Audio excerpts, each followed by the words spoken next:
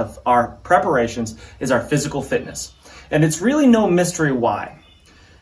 Getting physically fit is awful. It takes hard work. It's a miserable experience. It's painful and uncomfortable. And that's why no one wants to do it. And that's why no one wants to talk about it. Everybody wants to look at their shiny new toy, their sharp pokey thing that they just put in their pack or their bug out bag, whatever you call it. But nobody really wants to dive into what we really need to stay alive in a survival situation. When we're preparing our bodies to be physically fit for the unknown and unknowable, what we're really talking about is general physical preparedness. That means that we're not going to be amazing. We're not going to be the best at any one particular skill or activity.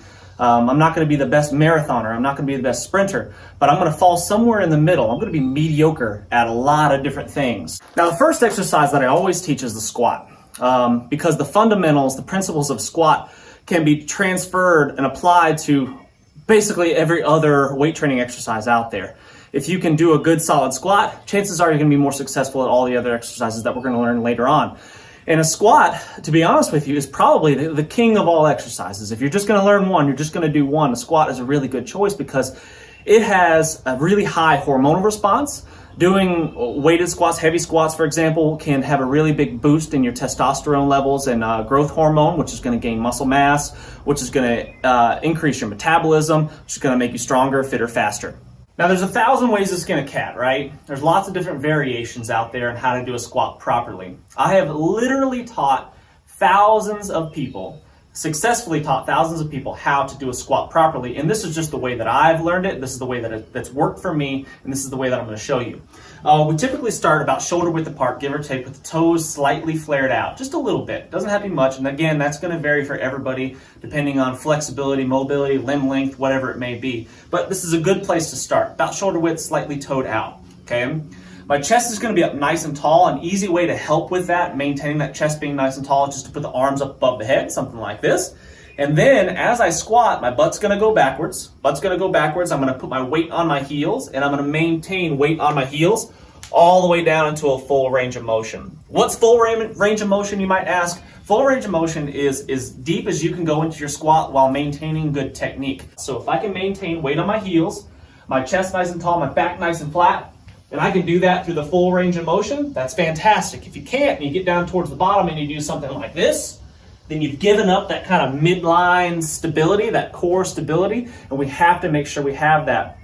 With just body weight, not that big a deal, not that big of a danger issue there, but if you start adding an external load like a barbell or something on your back, it could be a really big deal. So we want to make sure we stay safe. So weight on the heels, back nice and flat, chest nice and tall, and if we can do those things, we're going to be solid. The other thing that we need to look out for is our knees, right? When we squat, we want to make sure that our knees are kind of tracking basically the same direction as our toes. And something that I do, something that I teach and want to focus on is torquing the knees out a little bit. So for example, I'm trying to kind of rotate this foot to the left, and I'm trying to rotate this foot to the right in the opposite direction. And what that's going to do as I squat, it's going to make my knees go out away from one another and keep them pointing in basically the same direction as my toe. What's going to happen? Gravity is always trying to cave us in, right? Especially when we start putting an external load on there. If we start putting some heavy weights on us, it's always trying to cave us in. It's trying to round our backs and crush the knees in. And we want to avoid that. We really want to fight that as much as we can. So by torquing, right? Torquing that foot out this way, torquing that foot out that way, that's forcing my knees out. And that's keeping my knees pushed out and pointing in basically the same direction as my toes. And that's going to save our knees and keep our knees healthy. I believe in doing squats to a full range of motion, going all the way down, if possible, with good technique, to where my hamstring touches my calves. Because I believe that mobility and flexibility is a crucial element of fitness. And if we're not mobile, we're not flexible, we're not going to be able to move our bodies through space efficiently, we're going to be more likely to injure ourselves. So I believe in making sure that we're doing a full range of motion squat, if possible, with good technique. And if you can't do that to start with, that's okay. Not everybody can, but we can work to that. So for example, as I'm squatting down to my full range of motion, I get down to a point where I can't maintain good technique anymore. I need to stop. And then the next repetition, next set, whatever it may be, I need to work on getting a little bit more. So I get down, I'm down, I'm down, I'm down. I'm really trying to focus on keeping my torso upright and staying on my heels. And I'm pushing myself down deeper and deeper into that squat with good technique and trying to improve that. And you'd be surprised at just doing that. You don't have to do any other stretches. There's no other magic voodoo that you need to do to increase mobility other than squatting. If you want to get better at squatting, you want to get deeper into a squat, doing squats is going to help you with that. Now, once we become proficient at a body weight squat, we can do it successfully, we can do multiple sets, multiple repetitions correctly with good form, and we're feeling pretty good about it, we can start adding that external resistance, adding that external weight such as a barbell. It doesn't have to be a barbell, it could be really anything, but a barbell is an easy thing to hold on to. It's an easy way to incrementally add or subtract weights, and that's why they're used so much. The fundamentals of the squat do not change when we start adding the weight. Yes, there are some other variations like I talked about before, such as, when we're talking about back squats, there's low bar back squats, high bar back squats, and the body position changes depending on where you put the load. I get it, but for the most part, the fundamentals are going to be exactly the same. So if I'm doing a front squat with the weight in front of my body, the weight resting on my shoulders, the fundamentals of that squat, the technique, do not change at all. Torso staying upright, back staying nice and flat, and the weight is maintained on the heels the whole time. I can wiggle my toes the entire time I'm doing that squat, and my elbows are staying up nice and high. So the fundamentals of the squat are exactly the same if I'm doing a back squat. It's the same thing. Torso angle might change just a little bit, might be leaning just a little bit more forward, as you'll notice, but that's just because that's where the load's placed. But the fundamentals of the squat are exactly the same. Weight on the heels, back's nice and flat. I'm still hitting that same full range of motion. If I'm doing an overhead squat, very, very challenging exercise, mostly because of mobility, not because of strength, but same exact squat. Nothing changes, same exact technique. So, once we've learned a basic body weight squat, a little out of breath, I need to work on those. Once we've learned a basic body weight squat and we can apply those fundamentals to front squats, back squats, overhead squats, makes it much easier, but we need to dial in the basics first. So I would suggest that you work on body weight squats, getting those really refined, getting them solid, where you can do 50 unbroken without stopping, just up and down, 50 unbroken before you start trying to add any resistance. Breathing is also something that's pretty important and not talked about a lot when squatting.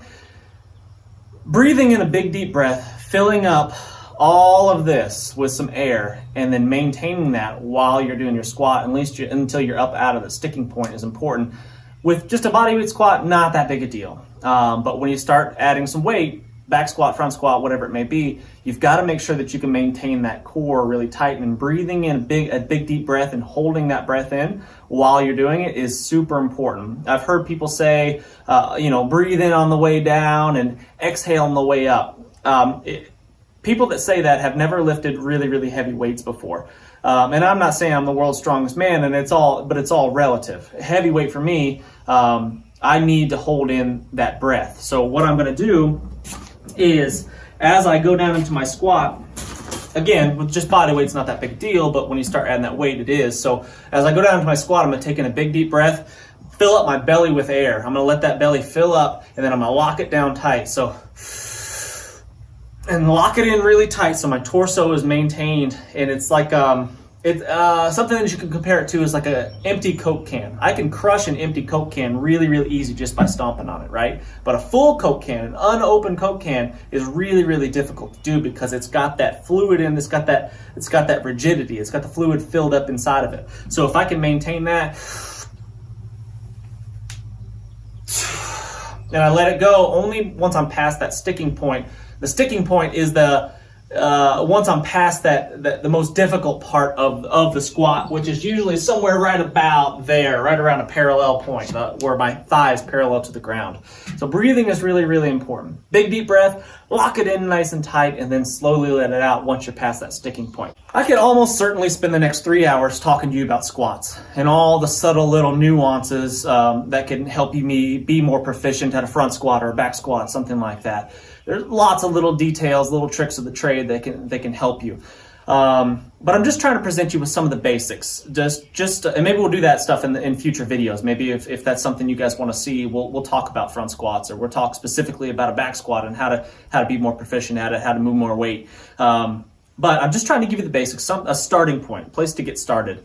And if we can start with a squat, we can get dialed in with that and get really, really good at it. We can move on to bigger and better things. I really, really appreciate you joining in. Appreciate you tuning in for this video. Make sure you hit the thumbs up, and we'll see you on the next one. This month's Survival Dispatch Insider is about securing the perimeter, keeping what you want in and what you don't want out. And I have got some infiltrators in my perimeter chewing through some lids on some buckets in which I keep some chicken scratch in, and I'm going to have to make sure I address that. And an interesting article that I was reading in the Insider was talking about lighting, basically. Just criminals, bad guys don't want to be out in the light, right? They want to be in the dark, shadowy places, and if we can mitigate how many of those dark, shadowy places they can hide, then we have the advantage, right? And one of the things that I'm going to be doing is I'm going to be installing some of these solar powered lights, and they're motion sensing floodlights, basically. So if they sense any kind of motion, any kind of movement, they'll kick on and illuminate the area. And at least it may not be the best. It may not be a tripwire with explosives attached to it, but it's something. It's something that would deter, maybe keep a bad guy from coming this way. Be like, maybe move on to easier prey. You know, I've got this place lit up on all four sides of my house. Then maybe they're going to move on to something that's a little bit easier and less likely for them to get caught. And that's kind of what I'm after. So if you haven't checked out the Survival Dispatch Insider, make sure to do, because it's got awesome information such as perimeter security. And it's something that I think